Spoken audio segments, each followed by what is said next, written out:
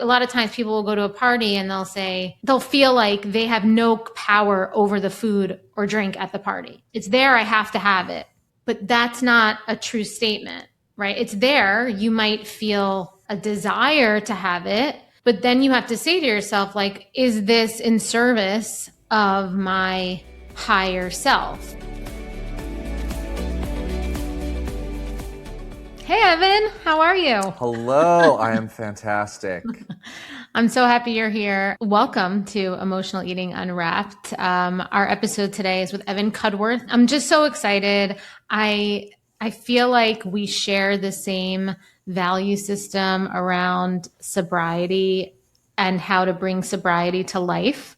And we kind of have, I think, creative ways to how we define sobriety. And so that's why we're really having this conversation today, because we connected over that.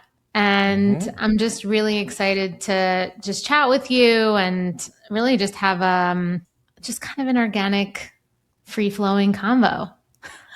I love it. That's the way the party should flow, right?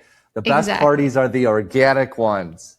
Exactly, because just tell us how you define yourself. So I know for me, everyone knows how I define myself, and but I want you to define how you bring the theme of what you teach people. And I know you call yourself like you do bring the word party into the party. So why don't you explain? Yeah. Well, first of all, just thank you for having me on, and for anyone listening. Yes, I go by the world's first party coach, but I want to make clear the party is the coach. The party is the arena in which all of our feelings of confidence, insecurity, love, connection, escape, it's the arena in which all of these things get practiced. And so while I sometimes stand in and try to offer a perspective on this party, I am making it up as I go along, much as all of us are. So anything you hear today, if it doesn't resonate with you, or if you feel like that's a strange perspective, totally valid. Totally, right? It's like, take what you want and leave the rest. Yeah, but I will say my mission is to reconnect humanity through party culture. I think we are in this really awesome wellness era of people are exploring what sobriety looks like for them in lots of different ways. And as millennials, I'm a millennial, we grew up with no concept of that as a possibility. And we're all figuring this out. And so how do we still have fun? How do we exist? How do we balance our wellness, our mental, emotional, spiritual sobriety with what we show up for and serve each other through humanity and through the party? I love that. And so do you specifically use the party context as a way to teach? Or I know that in our just previous types of conversations before, you mentioned that you're also teaching people how to create a party within them, similar to how I teach people how to create a sense of equanimity and sobriety that doesn't, like, I feel like sobriety in modern terms means that you're giving something up. Whereas like the way that I think of sobriety is that you're creating a condition of equanimity so that you can have more joy, and it actually feels like you can include more into your life from a place of evenness and self-respect. So yeah. I feel like, do you have a similar type of feeling about that, or the way that you define that? Yeah, so I want to ask you what your maybe current conception of partying is. But to preface that of what I do, I pull a lot from, have you ever heard Julia Cameron's The Artist's Way? Are you familiar with that at all? Of course. Yeah. I work the Artist's Way. I started doing that in, I love it. It's like the free-flowing journaling, and you just kind of, I love the book. I love the workbook. I started doing it in 2017, I think was the first time that I actually made that a part of my everyday practice. So amazing, for sure. So 2017 was when I first attempted it. And while I've made it through 2 times previously, it was I think these things take a while to hit. I'm actually on week 10 right now with the Chicago cluster, and we're doing a group for the third time this time. And revisiting now after having practiced morning pages for, 7 or 8 years, I'm getting so much more out of it. But that's all preface to say is Julia Cameron talks a lot about how an artist is merely a channel for whatever spirit comes in to create for us. And all the best artists talk about this. And I offer the same possibility for people in the party is there's a party within all of us that can be channeled. And in the past, some of us might have used alcohol, substances to access some of that party energy. And that's great. And I'm not morally opposed to any of those. I can be in room with anything happening and find love for that.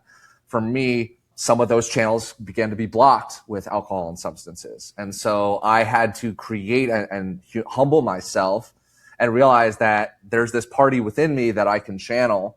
And when I do that, the people I meet, the dances I get to have, the rooms I get access to, the way that I feel waking up on Monday is a fun, a different, and like awesome experience. And I love my life today as the result of some of these practices. I love that. That's so awesome. I feel so similarly as you're talking. I'm like, yeah, alcohol, some external things that we look towards, not necessarily that they're good or bad, but it's really always your attitude to how you relate to something. That's always what I say. Like nothing is good or bad per se. It's really about how your nervous system, how your mindset, whatever you're bringing into your life, the way that you're relating to something. And for me, I really like to teach people how to find neutrality in relation to things, because then you can enjoy lots of things. Like I said, I have respect for people that are traditionally sober, like, abstinence. Like I think there's nothing wrong with that. And I also feel like the way that I feel better on Monday and the way that my clients and people that work with me feel better on Monday is when they are learning to have a neutral dynamic and relationship with external things that perhaps without that ability to be neutral could have, ramifications on Monday morning being like, oh my God, I feel like shit. Whether that's binging on too much food or whether that's trying to control yourself too much and you're missing out on fun, right? Or joy, or you're just like in your head and obsessing and not feeling good, Yeah. I love this concept of neutrality. It's been coming up a lot in my work and life lately. Synchronicity, as Julie Cameron would say. What tests your neutrality nowadays? You're asking me? Yeah. What tests my neutrality? Probably like old triggers that are coming up, unfood related. Actually, like just reactivity, more like interpersonal dynamics, like scarcity probably related, or just like lack of patience, right?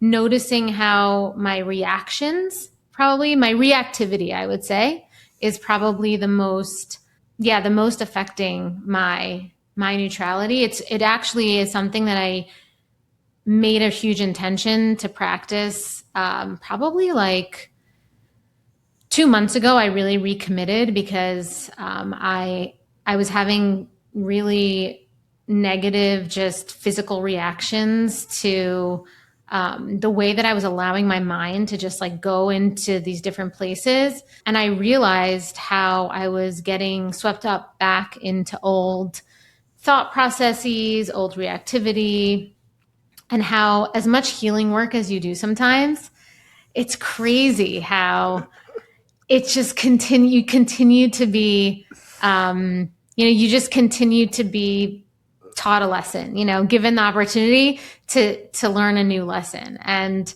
even with food, I still I'm not as reactive with food. I feel like I get that message very loud and clear at this point. And that's also something that I think becomes really great when you could view food noise, right, as something that is a messenger rather than something that's going to overpower you, right? Like I think that when you start to feel in control of a stimulation, emotion that's arising within you, it's not about needing to remove that in itself. It's about feeling like you can ride the wave of that and you are in the driver's seat of it.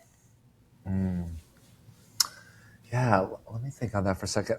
So one way it triggers is showing up for me lately is I feel like I have found this peace and serenity and neutrality in many things. And yet when I notice people in my family like not practicing neutrality, I want to step in and be like, let's be neutral about this. And like completely hypocritically stepping in and offering advice where it's not wanted. I want to control other people's experience of their own neutrality. Interesting. And I think, as a coach and someone, this is something that I'm always working on.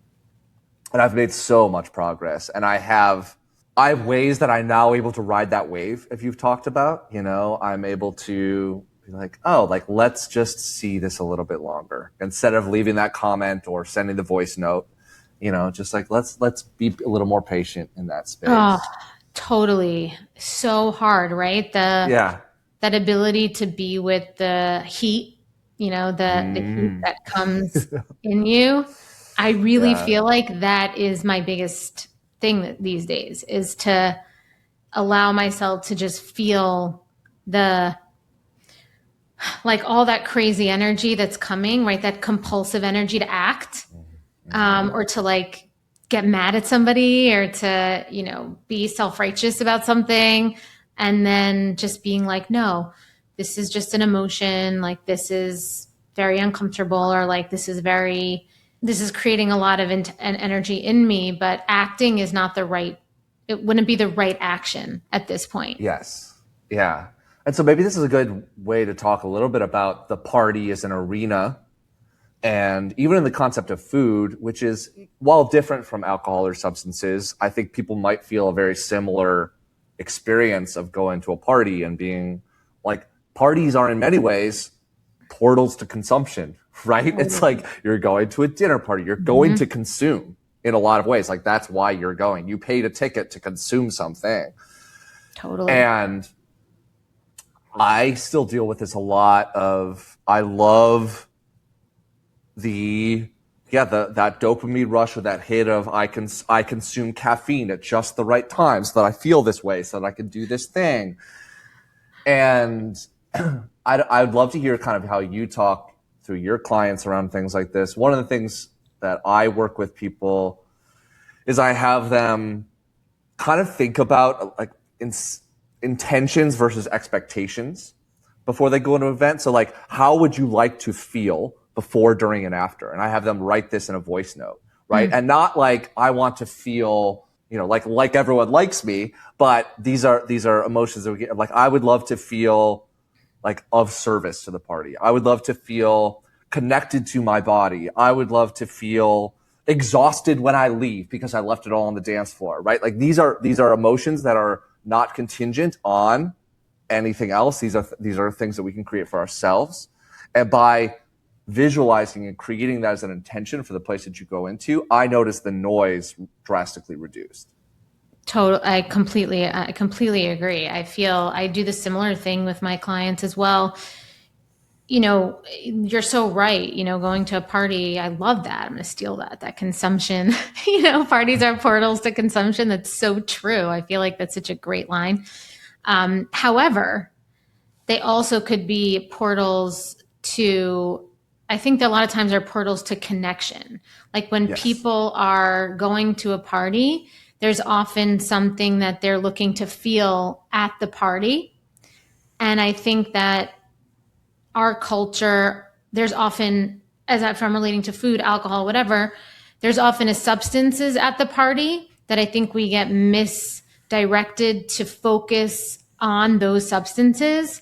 And so I like to teach my clients that you're not going to the party to consume a substance. You're going to the party to have, or the event, to have an experience of connection, or of some sort of non-substance related. The substance will be there, but there's layers and levels to that you can pull around that consumption piece depending on what's right for you. And so you need to know what's right for you where you are, right? Like a lot of times people will go to a party and they'll feel like they have no power over the food or drink at the party. Like, right? Like you have, like, it's there, I have to have it. But that's not a true statement, right? It's there. You might feel inspired or a desire to have it. But then you have to say to yourself, like, is this in service of my higher self or my vision for health? So I work on vision for health a lot with people. And it's not just like, I want to lose 30 pounds. Like, it's like it's a vision that has an ecosystem essentially. And, that's what I do. So you can feel different desires or pulls at you, but ultimately your North Star and where you make your decisions comes from your vision. You've built a good life. From the outside, it looks like you have it all together. You eat clean, you work hard, you take care of everyone. But there's this one area that still feels impossible to master, and that is food. You can eat perfectly all day and still end up in the kitchen at night wondering why you keep doing this. You promise yourself you'll start fresh tomorrow, and I know you mean it every single time. But the cycle, it always finds its way back, especially when you're stressed, when you're overwhelmed, or when you're just tired of being the one that's holding it all together. And I get it because I lived that way for years. And what I learned is this. The problem, it was never about food. It was the pressure underneath it, the perfectionism, the self-doubt, the part of me that never felt safe and secure to just be me. And that's why I created the sober eating sequence.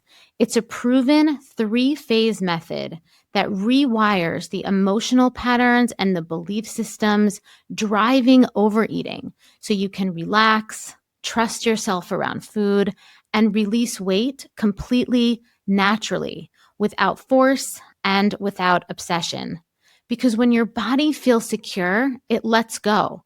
The cravings quiet, the self-punishment, it softens, and food, it stops being the thing that you have to fix. This is not another plan. This isn't another rule book. It's a revolutionary transformation for your nervous system, for your body, and for your identity.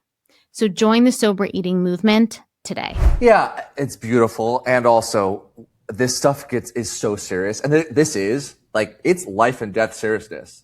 Some of the things we're talking about, really. Like I've spent a long time that's how serious a lot of this is. And also, when I call myself a party coach, when I talk about partying, like fun defeats all of this.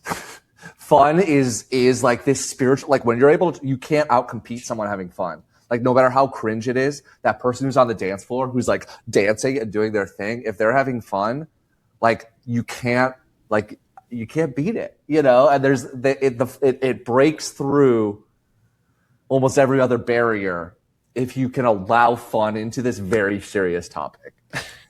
So I completely agree. I'm just curious, how do you, so you're a party coach.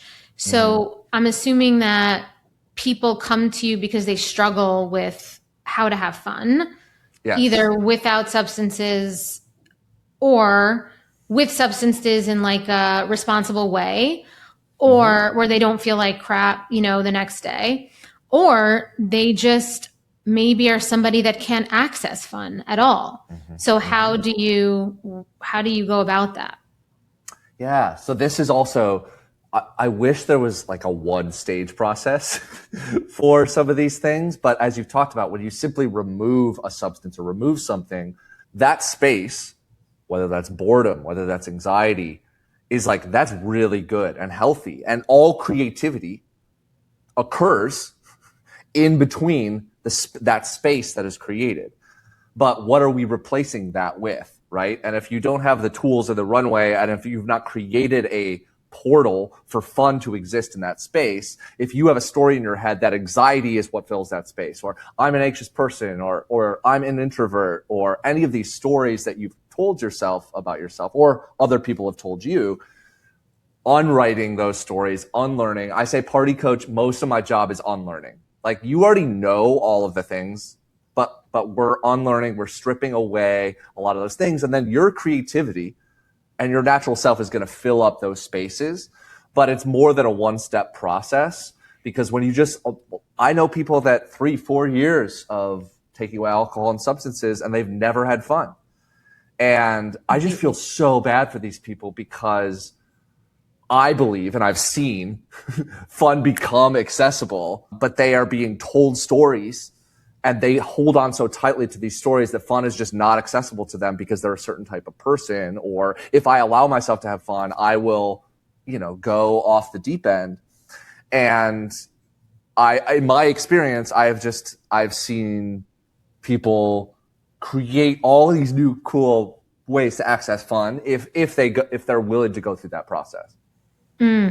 Yeah, completely. I feel the same way with, people, when I work with people, so many people want to feel normal around food, but they want to be able to enjoy food, but they're so fearful of the desire they have and the pleasure they're going to feel eating it because of all the stories that are going to come in about the dangerous things that might happen around that, and then also, I think there's an identity loss too. Like, so many people, they want to be people that could have fun, but then you have to let go of the identity of somebody that is the person who doesn't have fun. I have a story like this when I was about myself, when I was in my mid-20s. I don't know if I told you this, but I grew up in a pretty religious environment. And so the tradition was that you'd get set up with people. Like, the focus was always on getting married, and you go to events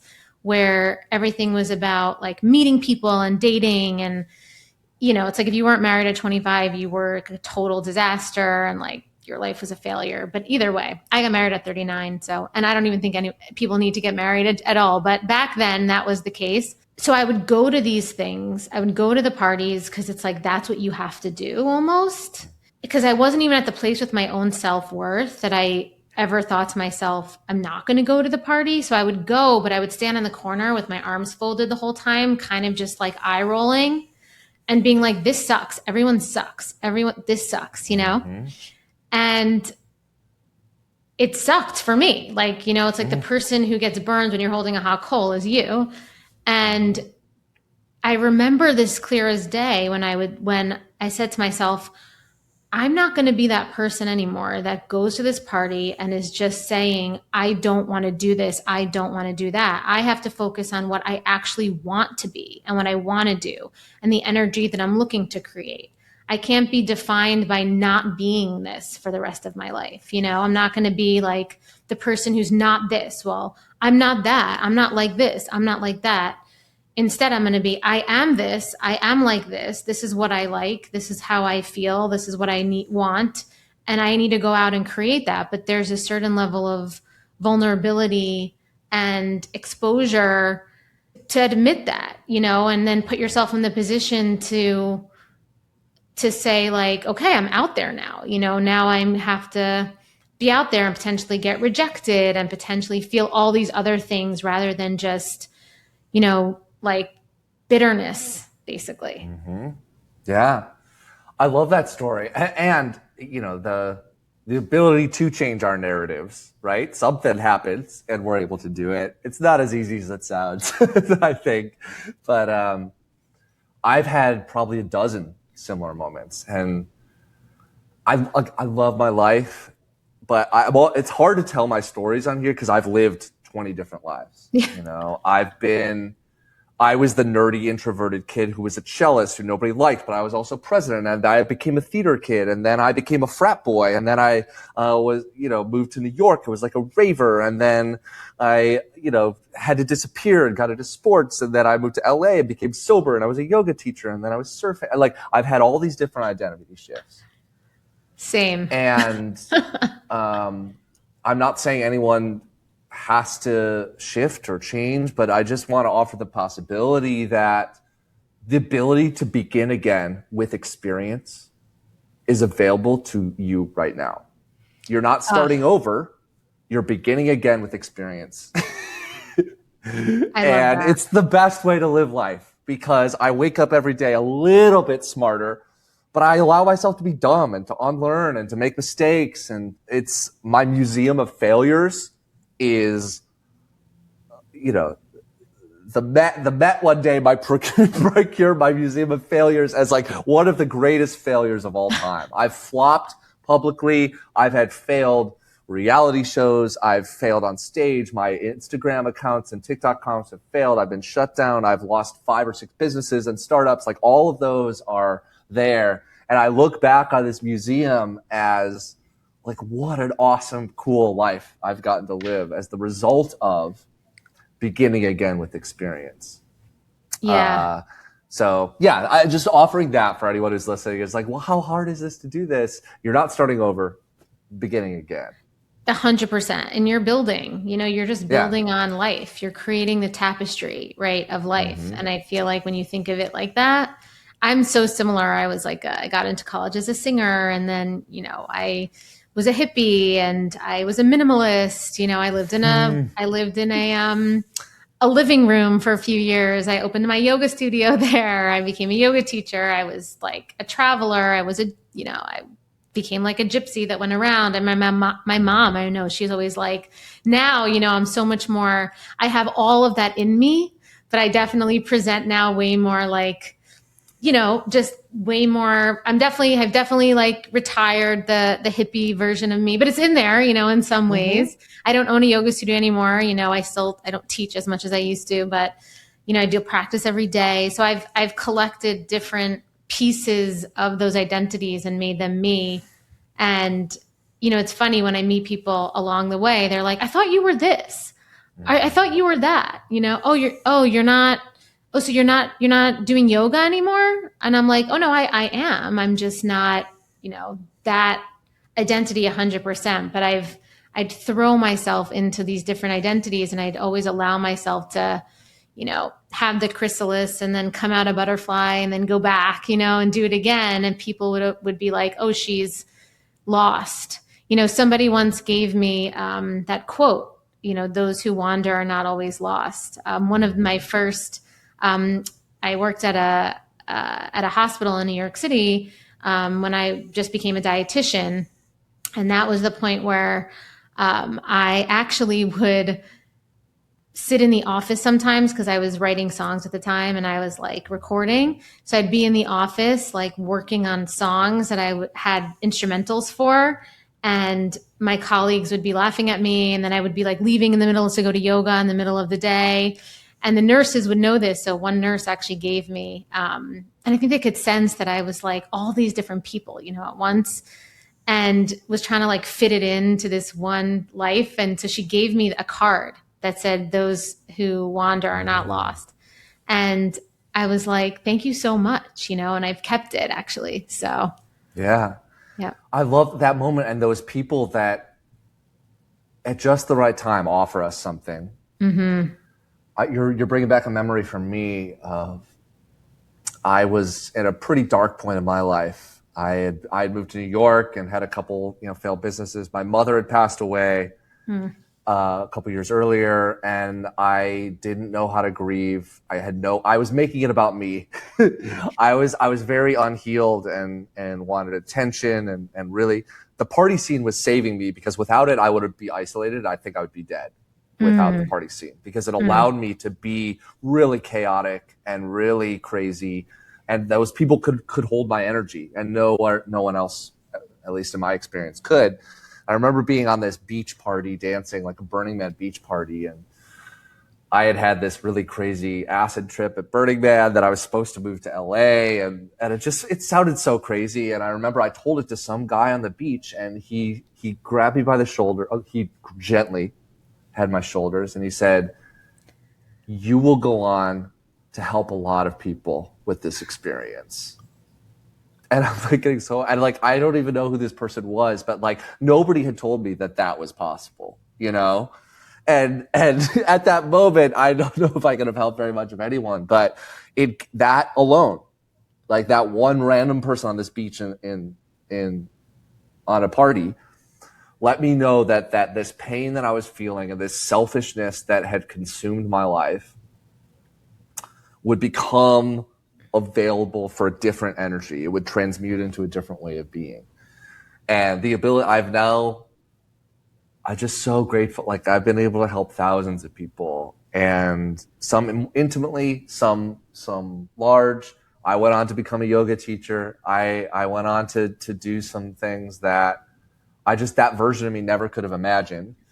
And so parties being this portal, yes, to consumption, but portals to possibility, places that you might not meet that person or that thing, I find really inspiring as kind of this melting pot of emotions where new possibilities become available to us. Yes, I love that. I love that. Amazing. Well, this was so great. I don't know if you have Yeah. anything else you want to share, anything else you want people to know about you.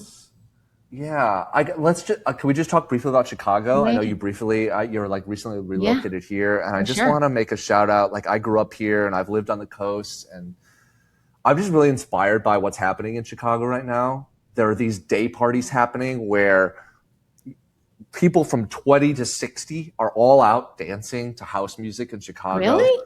And for Where? me, I've always felt, oh, there's some down in Hyde Park, like at the Point. They're doing these like Afro raves on the waterfront.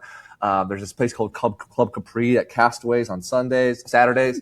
And so there's just all these versions. And for me, partying is intergenerational. You know, like if you look back in history, it's weddings, you know, and I feel like we got so separated where we had this idea that partying was just for people in their 20s, or if you're in your 30s, you just party like Right. this.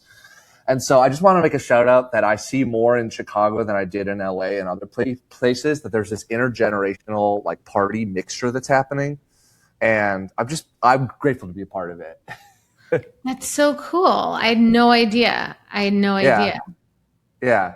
Huh. So wherever you're at, if you're listening to this, you know, just get on Eventbrite, get on there's like Facebook events. I don't know where you still go, but like if you just do some searches, like look for daytime dance parties, and Yeah. there's a lot of them cropping up right now. I know there was Daybreaker in New York, Yeah. Yes. right? Yeah. So there was Yeah. that. What do you do though if you're genuinely like me, who doesn't Mm-hmm. love the stimulation of parties really? Mm-hmm. You know, Yeah. that it's just not what I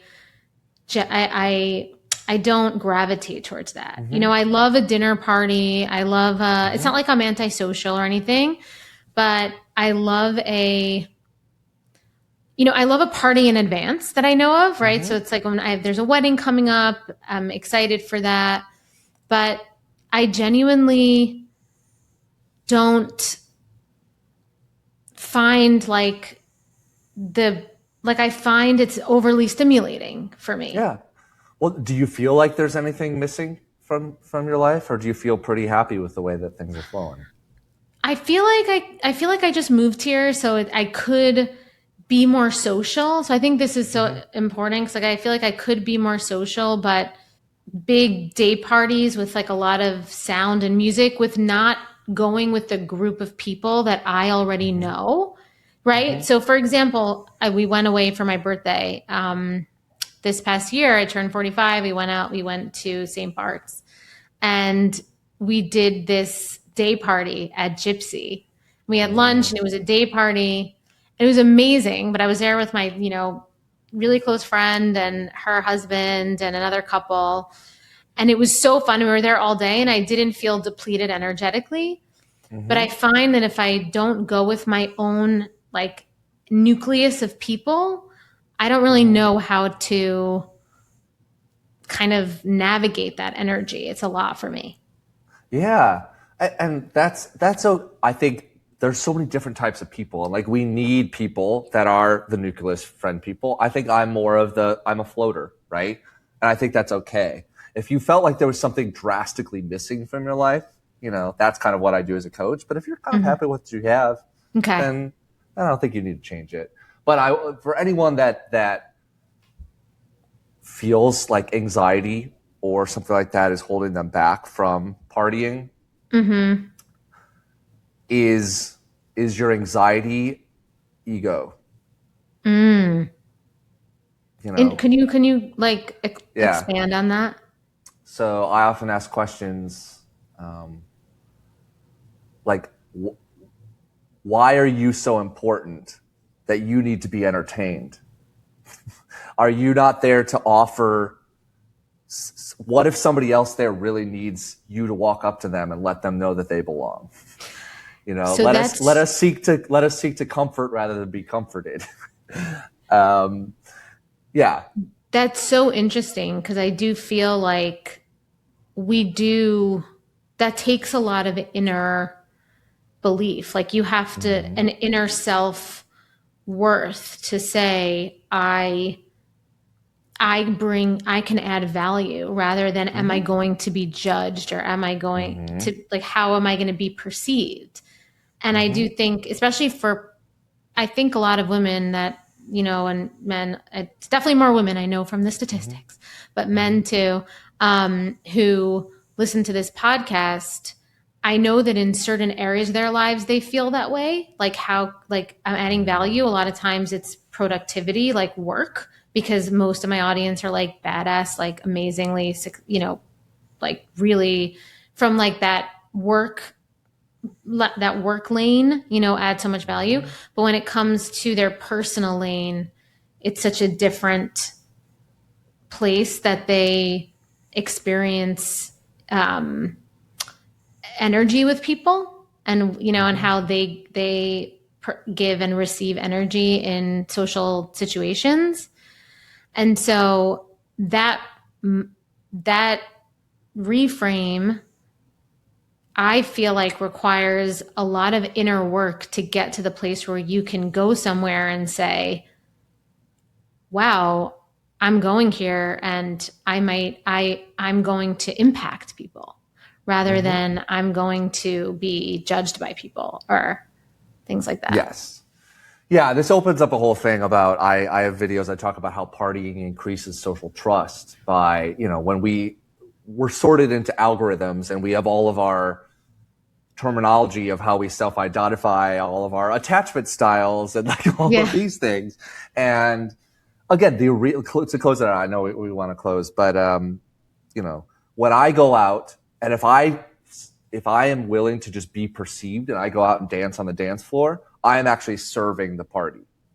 If I go Totally. out and somebody else is on the sideline and I'm simply go and have a conversation with them or say, hey, I love your dress, and I walk away, I have served that party by being in a more grounded state, but helping someone else feel positively perceived in a space. And so you don't need a lot of energy to do that if you want to. And sometimes the selfishness in me, I need to go let off steam and I'll go dance. And I don't talk to anyone the whole time. And I don't allow people to talk to me.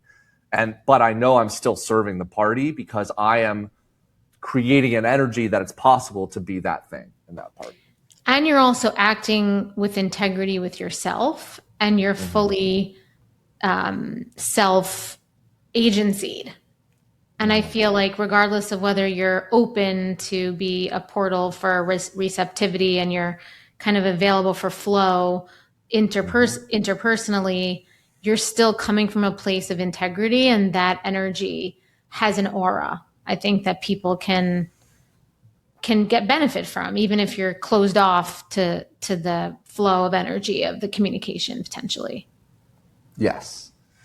And it's all symbiotic. I have so much trouble with like slogans for myself. For why it was like, stop spectating, like go participate. But it's like, we can't have sports without spectators. We need Mm-hmm. spectators, like everything is symbiotic.